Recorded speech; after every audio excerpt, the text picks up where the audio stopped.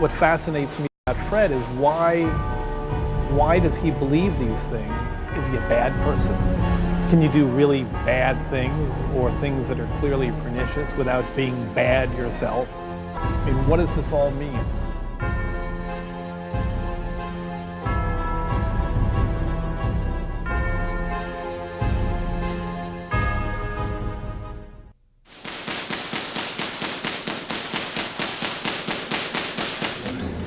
This is the opening sequence of the movie. As I described, it's the first German expressionist documentary. I see. Well, originally it was going to be a rant, 90 to 100 to 110 minute rant by Fred Lucher alone. And much to my amazement, it was actually possible for me to edit his interview into something that was roughly 100, 110 minutes in length. That was even possible for someone to watch from beginning to end. Being familiar with all of the force systems that we use, I would much rather be electrocuted. Providing you were going to electrocute me on the system that's in Tennessee. I don't want to be electrocuted in Virginia. I don't want to be electrocuted in Florida. I don't want to be electrocuted in Alabama. I don't want to be Mr. DeFaro, or I don't want to have my eyeballs blown across the room. I'd like the execution procedure to go smoothly.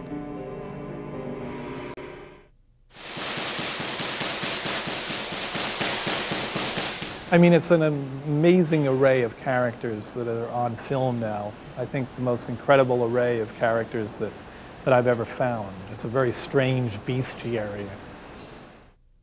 I was a waitress, he was a customer. I was working nights. Came in on his way to the gun club. He taught me how to shoot. I have a .22.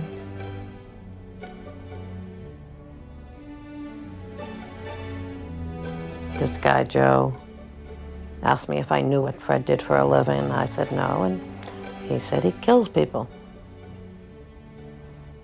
And that kind of surprised me until he explained exactly what he did. Which wasn't that he killed people, but he made things that killed people. But do you want the sparks to hit the probes or just the probes to go up? I like them to hit the probes, or... Well, there's a limit to that. I mean, they can go up maybe a few feet higher than they were. Want to try it? Yeah. Just... It's a kind of odd dance macabre. With Lucher is my strange brand of existential hero. Or if you like, existential anti-hero. It's not anything different than any competent engineer could do. The difference is that it's not a major market. A lot of people are not interested and are morally opposed to working on an execution equipment. They think it's somehow going to change them. One of the ironies of Fred Lucher is he's never witnessed an execution. Never. He talks about executions as though he's seen dozens of them. He can recite the details of executions chapter and verse, but he's never witnessed one. There's stories about Fred as execution technologist, Fred as manufacturer of execution equipment, electric chairs, gas chambers, lethal injection systems. And there's stuff about Fred as Holocaust denier, Fred as the man who surreptitiously removed brick and mortar from the walls of Auschwitz and claimed that poison gas wasn't used here. But no one ever really put the two stories together, and this, among other things, is my attempt to put those two seemingly disparate elements in one film. I think it's very, very important because I don't see them as disconnected. I think that there is some deep connection, even if I'm not altogether sure what it is. Take it slightly out of focus. And pan to the right. A little more.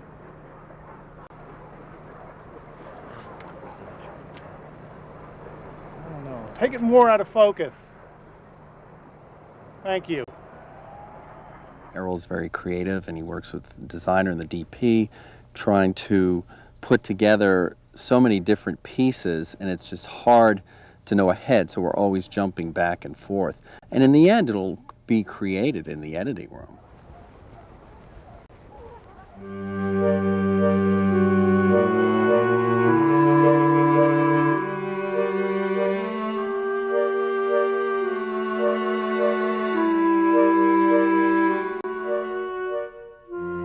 I was always amazed by criticisms of the Thin Blue Line, that somehow I was trying to confuse people about what was real and what was an artifact of filmmaking.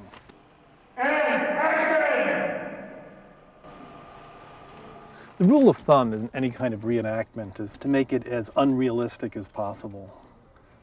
The details, shooting them in slow motion, shooting them with expressionistic lighting, always picking camera lenses that either bring us ultra close to the action or very, very far away from the action. The idea is to take us into what Fred was doing, not to reenact it. It's the reenactment of an idea. It's a nonfiction film. There is no script. There's not a set direction where it's going. You work on a feature film, fiction feature film. You've got a script, you've got actors, you know where it begins, you know where it ends, and you know what happens in the middle, and you can make a lot of plans. With this film, it changes direction all the time. As a producer, we're seeing, well, we're really spending too much time on this, book, shooting a book, and we're going to 2 hours of a book. And then he keeps changing it and touching the camera and trying new things, and then something will happen by accident. We'll use that little thing that if we cut them shooting an hour earlier, we wouldn't have gotten that image. I do storyboards. I work them out after talking with Errol over the phone and looking at the film, the Luther film, and looking at other material that was sent to me. This is something that might or might not happen. Those are like ideas for various other segments in the film. This obviously has to do with Luther's preoccupation with death and execution by injection. I studied for several months, and I put together a proposal on how this machine should work. The syringe is driven by a weighted piston that floats on a column of air. This causes a push-pull relationship between the machine and the individual's vascular system, and it allows the executee to take the chemical at a rate that his body and vein will accept.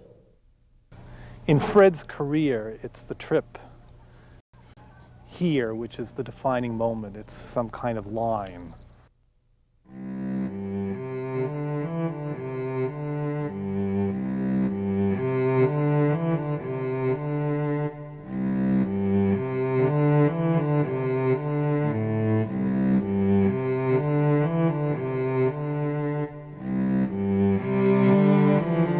The Holocaust is this amazing mystery. Not, of course, whether it happened. Of course it happened. The mystery is how it could have happened. And being here doesn't really remove any of that mystery. It heightens it. It becomes even more puzzling, even more disturbing. Maybe Fred Luther, in his own crazy way, is also obsessed with what happened here. Hitler once said that the bigger the lie, the easier it is for people to believe it. And of course, Holocaust denial in some way can be seen as probably one of the biggest lies around. In this film, I am working as a historical consultant, and since I arrived here, Errol decided also to put me on screen. So I'm now playing myself also. It is for me an incredible joy to see people, to see people's creative imagination at work on location. And some way through a camera, through his eyes, I in some way got back in touch with the horror and sometimes also the absolute beauty of this place. Errol has taught me to see many places in a new light, and that's quite amazing and it's quite wonderful. This photograph, which I think is perhaps the most powerful among all of them, people waiting in the woods, waiting in this woods to be killed. And the idea was somehow how we could incorporate the past and the present, that this is a photograph that was taken in a real place.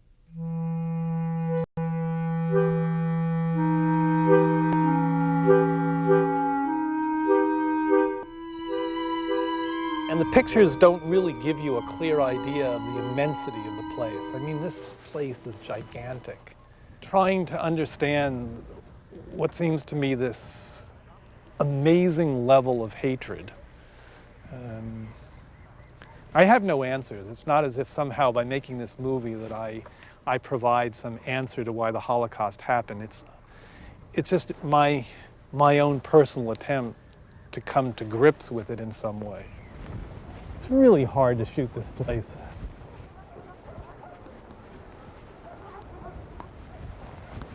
If there's one theme, one central theme in the movie, it's that believing is seeing.